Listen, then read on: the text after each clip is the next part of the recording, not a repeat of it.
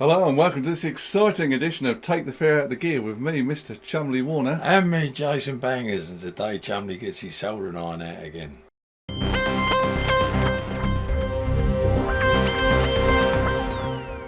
Well, you don't actually get your soldering iron out, but you do twang with some belts, old boy, don't you? It's the belts, and what we're looking at is it's the Roland S220 Sampler, and as Jay said, it's the quick disc drive belt that has just disappeared and perished into the ether, as they say. And here's how you change them. Enjoy.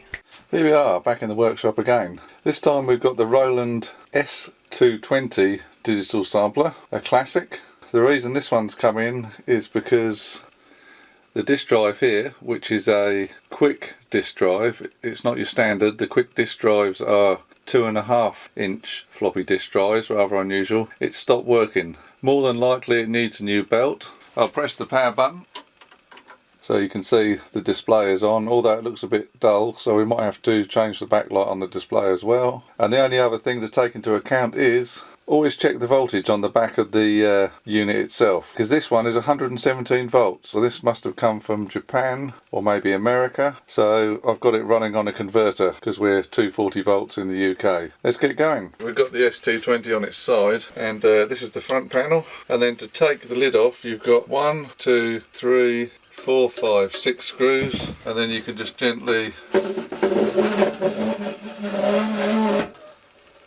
the lid comes off, just slides off.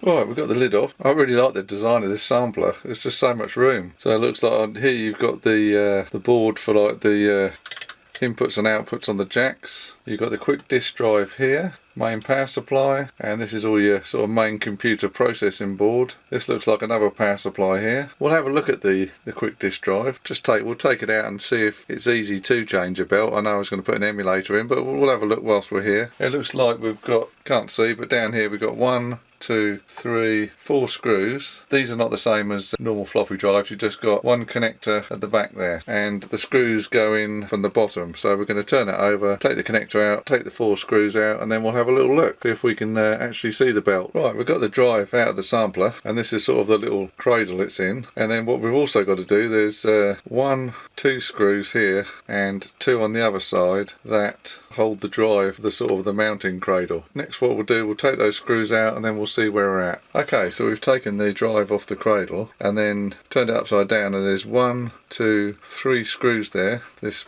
plate at the bottom. So I'm going to lift that off like that, and I can see already here's the actual motor for the quick disc, and here's like the main flywheel, and you can probably see there is no drive belt. It's perished. And I have a feeling I opened this up before and took the old drive belt out. So what I'll do is I'll see if I can find one of the new drive belts, because I have got some, and we'll see if we can install it on the quick disc drive. After an extensive search, I found all my quick disc belts that I'd ordered years ago. So here's one of them here. They're all brand new belts. They came from Japan originally, and I ordered one lot and then lost them, and then I ordered a second lot, so I've actually got 6 belts altogether. So I think what we need to do is, I think it looks like there's 1, 2, 3 screws there, and if we lift that plate off I might be able to get the drive belt on there, hopefully feed it under the circuit board, and it just needs to go onto there. We'll give it a go. Okay, so what I've done is, as I said, these 3 screws were undone.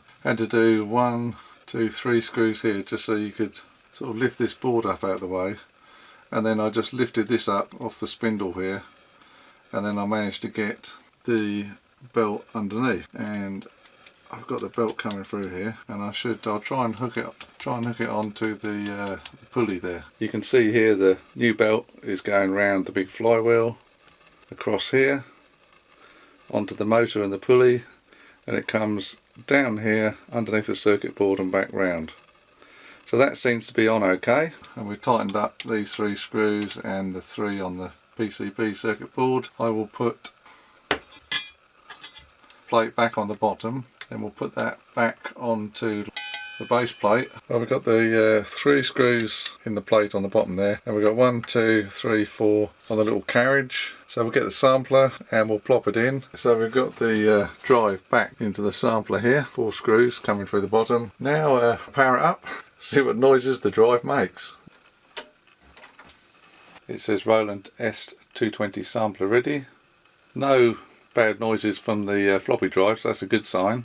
All we need to do now is find some quick discs and then we can do further tests.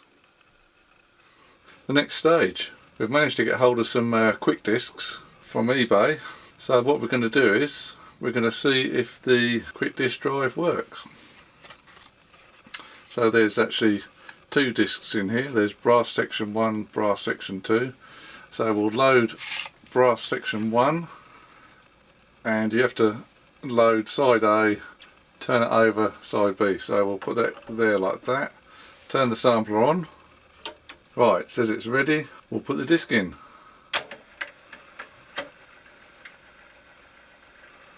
And it says loading. Well, that's awesome. So it's done one side.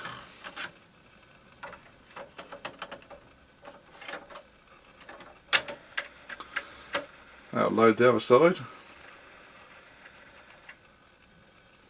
And there we have it.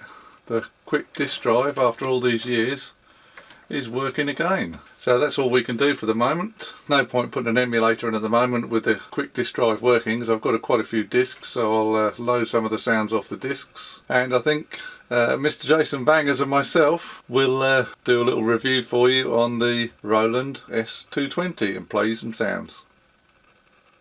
Again, some handiwork from Mr. Chumley. Hopefully, if you've got the same situation yourself, you may be able to do what Mr. Chumley's just done and repair it. So they're online, those belts, so you can just buy them, can you? Well, these ones, they originally came from Japan.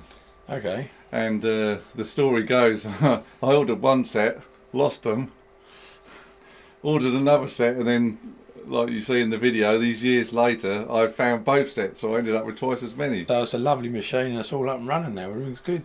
Yeah, and we'll, me and Jay will do you a review of the actual machine, play some sounds in a future video for you. We hope you found that useful, tubes and grubs, and thanks for watching this episode of Take the Fear Out of Gear with me, Jason Bangers. And me, Mr. Chumley Warner. Don't forget to hit the like, hit the bell and hit the subscribe button. We do appreciate all your subscriptions, and don't forget to comment as well. We'll see you on the next one. Ciao for now.